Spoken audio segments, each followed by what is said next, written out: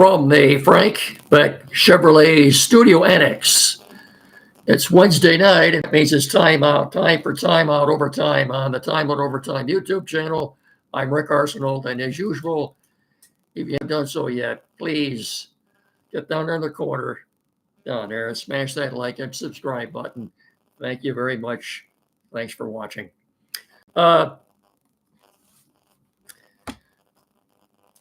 College signing day, college football signing day today.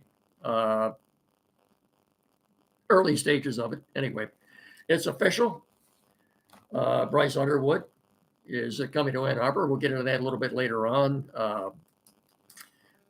Red Wings, Pistons, Michigan basketball, Michigan State basketball. Anyway, start with the Red Wings.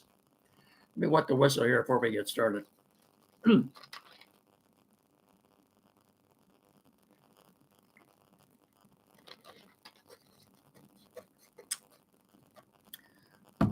Red Wings lost last night to the Bruins in Boston in overtime. They got a point. They are 10-11-4 right now, 24 points. Very winnable game for them last night. Maybe a couple of calls that the referees missed. Certainly could have been won in the overtime period. Dylan Larkin had a breakaway in the overtime period. Made a nifty move to get around his guy. Beat the goalie and hit the goalpost. See, about 10 seconds after that, Boston scored the winning goal after Alistair Brinkett was pulled down to the ice. Again, no call. Just what are you going to do? Look, you know how I feel about the Red Wings and their coach. I'm not even going to mention his name right now, but I just don't think they're very good. I don't think they're going to make the playoffs. They play in Ottawa tomorrow night against the Senators. Like I said, they're 10-11-4. They're just not a good enough team, in my opinion, to make the playoffs. Tomorrow night in Ottawa, pardon me. Hopefully, we get a look at their young hotshot goalie, Sebastian Cossa. All 6'6", 220 pounds of him. Let's hope he's in goal tomorrow night. I'm looking forward to watching him play. He is their goalie of the future. They drafted him a couple of years ago. He's been playing at Grand Rapids. So if you're going to watch tomorrow night, if I were to watch tomorrow night, and I'll be watching another event tomorrow night, I won't be watching that. So if you're watching tomorrow night, that's the player you want to keep your eye on, the Wings goalie. If indeed he does get the start, I think he will. Alex Lyon was injured over the weekend, had to go on IR, and they called up Cossa from Grand Rapids. Pistons, maybe the most significant game last night that they played in, a decade? I don't think it's been quite that long, but and they fell flat on their face. The Bucks at Little Caesars last night had 78 points in the first 24 minutes. So at halftime, they had 80 points at halftime. It was a 5-point game after the first quarter, and after that, it was a complete blowout. I mean, just what are they now? They're 9-14, and they don't get any.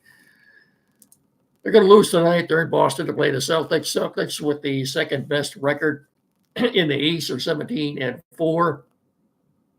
Only the Cavaliers at 18-3 have a better record than they do. They'll chalk it up as another loss tonight. I guess what we've been tempted to do is compare this team to last year's team. Anything compared to last year is going to be better. Yeah, they've got 9 wins. So what? They didn't win their 9th game last year until late February. Well, you compare anything to last year, and it's an improvement. I know that, but they're still not very good. They're not very competitive. I think the coaching is better this year than it was last year, but no. Once again, this spring, you will not see any playoffs, hockey or basketball, at Little Caesars Arena. I'm predicting that. So like I said, they'll be in Boston tomorrow night to take on the Celtics. They're 9-14. They'll be 9-15 after that game tomorrow night. Good news, Michigan basketball won their Big Ten opener last night in Wisconsin, 67-64. They're 7-1 right now. They've gotten off to a good start under their new coach, Dusty May.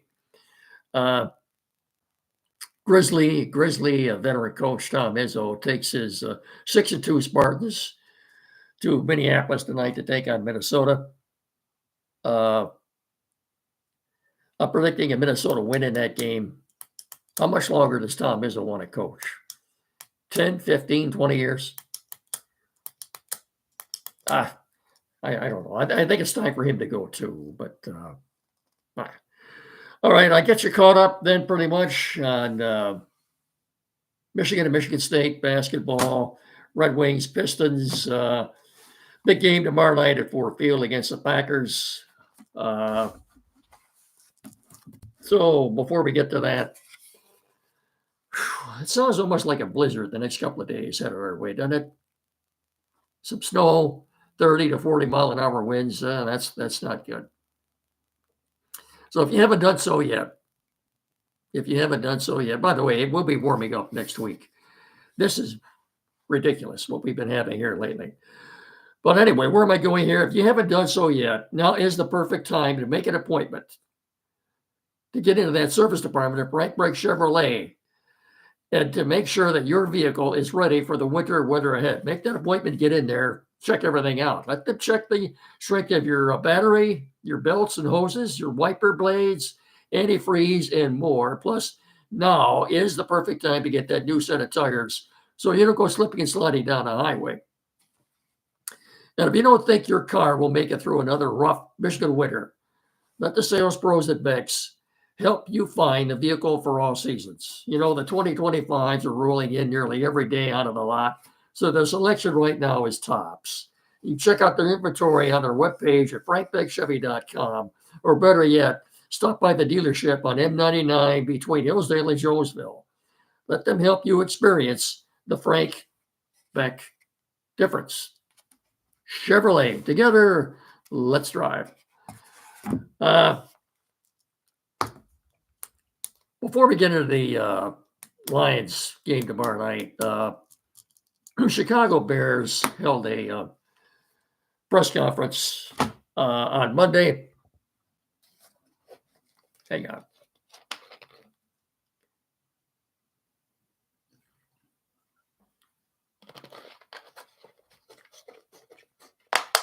In which their president, Kevin Warren, stated that the Bears head coaching job was the most coveted job in the National Football League.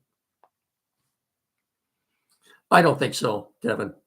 No, not with that front office and that ownership. I don't care who your quarterback is. And if I'm Brad Johnson advising him, or Ben Johnson, I'm sorry, the Lions offensive coordinator, I certainly wouldn't go. I'd advise him, unless they're throwing a ton of money at him.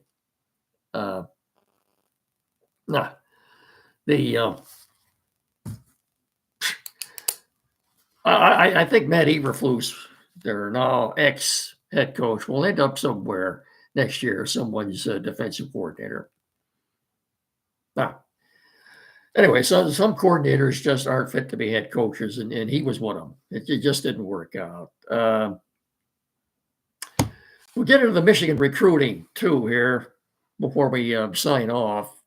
Wanted to let you know, if you haven't heard, though, Sharon Moore has fired his offensive coordinator, Kirk Campbell, who was there,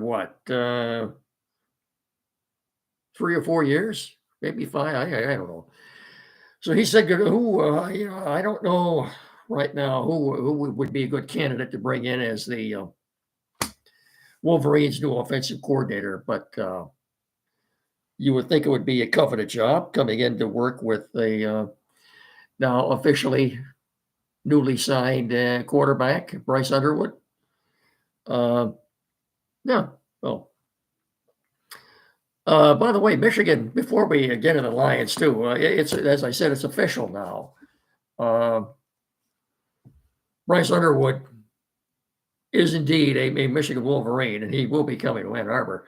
In fact, the top 2 players in the state have signed with Michigan. They signed today. It will be, they're here. It's official. They're Wolverines.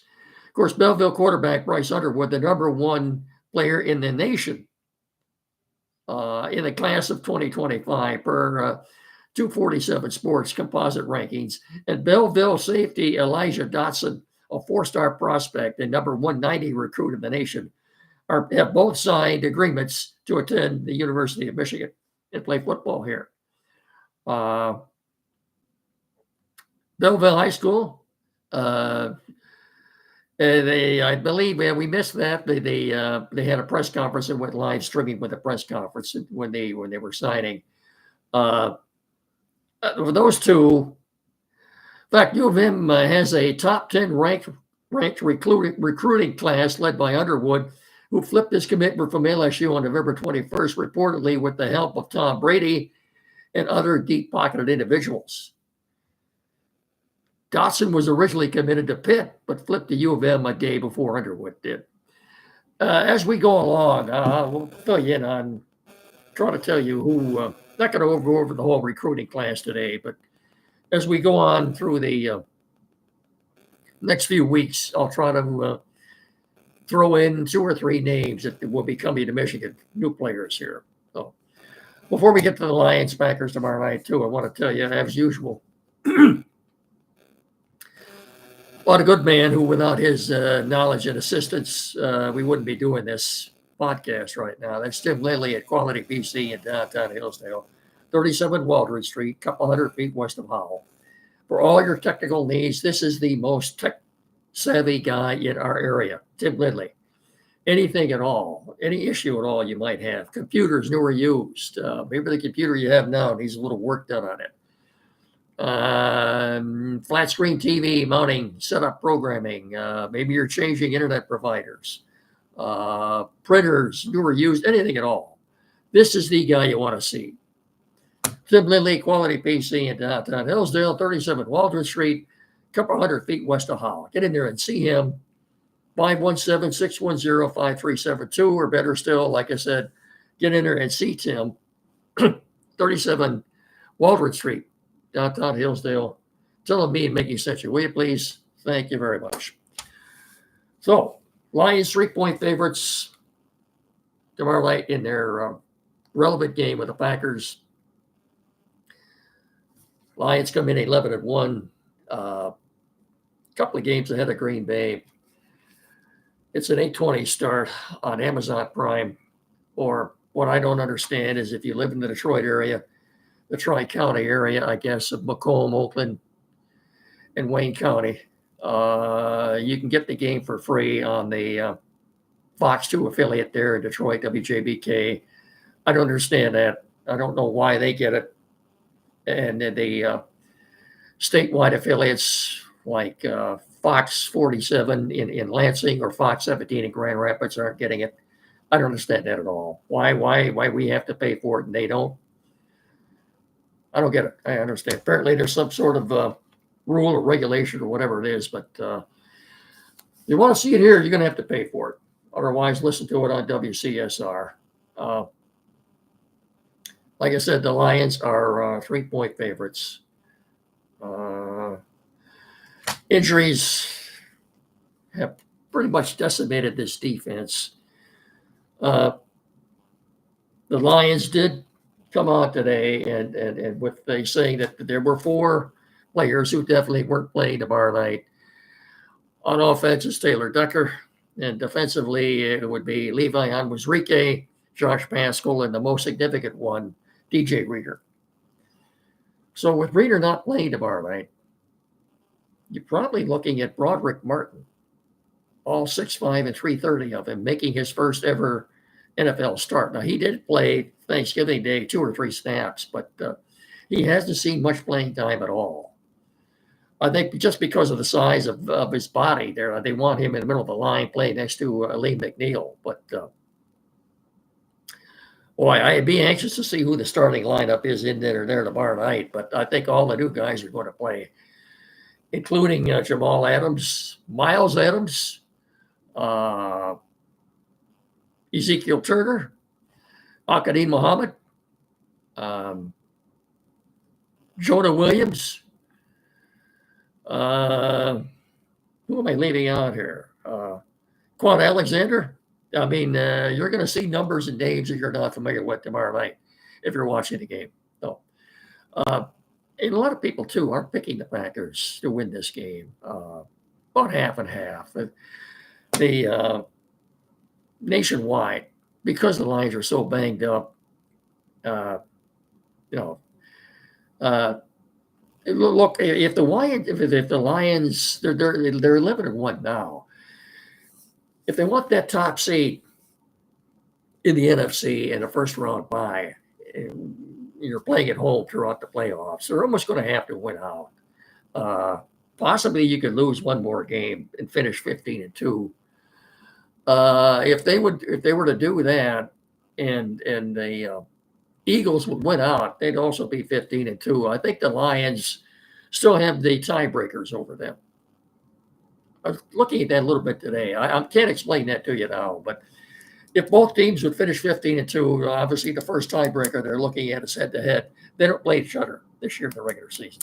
I think the Lions will still have the tiebreakers over them. And if it's a big game tomorrow night, well, the win tomorrow night over Green Bay, you can pretty much knock them out of the division race. Is Minnesota going to run the table until they get here, the last game of the year? Probably, the way things are going there. But you never know. They got to play Green Bay again. That's in Minnesota. So we'll see. I'm predicting the Lions 31, Packers 27 tomorrow. That defense, you got to give the defensive coordinator, Aaron Glenn, a lot of credit for what he's done with all these guys banged up. Now, the good news is after this game, they'll have 10 days before the game on the 15th. The game of the week, the 4:25 game of the week against the Bills. 10 days, they should be getting a lot of guys back. Good news for tomorrow night is that the secondary looks in pretty good shape tomorrow night. Carlton Davis had a full practice the last couple of days, as did Emmanuel Mosley. I expect them both to see a lot of action tomorrow night. I'm anxious to see Mosley play. Say a prayer for him that he's able to stay healthy, because that poor guy has had a myriad of injuries, but he stuck with it. And let's hope he's in there playing tomorrow night and he makes an impact. But where we're at it, too, the Packers today, they're going to be without three starters. Wide receiver Romeo Doubs, linebacker Ezra Cooper, and quarterback quarterback Yair Alexander, Jaire. That's Yair Alexander. The J is silent. Anyway, that's a big loss for them, losing Alexander in that secondary. Let's hope the Lions can exploit that. I think what you'll see too. I think you'll see the. Hopefully, the Lions stick to the ground tomorrow night. They run the ball. I think obviously there was a bit of a deal about the code words on the white chalkboard in the locker room. I don't think that's any big deal. I think obviously turnovers are always a big part of the game. You cannot afford turnovers in this game tomorrow night. If the Lions should somehow pick off Jordan Love a couple of times, I think that'd be big. Maybe Za'Darius could get a strip sack. So we'll see. 8:20 tomorrow night, Al Michaels and Kirk Herbstreit on Amazon Prime. Anything more I want to say about this game other than it's a pretty big game? But it won't be the end of the world if the Lions lose. Like I say, I'm predicting they will win 31-27. Before we sign off, too, I think I think I wanted to say that the Cliff Kingsbury, formerly the head coach of the Arizona Cardinals. Right now, he's an offensive coordinator. His name is coming up as the one of the top candidates to get the Bears job. I hope he does. Seeing what he did in Arizona with Kyler Murray. They want to rename. He was at USC when Caleb Williams played there. I think what they want to do is bring these two guys back together. Anyway, we'll see how that works out. Cliff Kingsbury, one of the names coming up for a possible new head coach for the Bears. This will all play out after the season. Anyway, that's going to do it for me tonight. Don't forget Saturday, here locally from 9 to 10, Time Out with Andy and Jen on WCSR 92.1 FM. And I will talk to you all again on Friday. So until then, as usual, please treat each other with respect. Have a good rest of your evening, and thanks for watching. Bye-bye.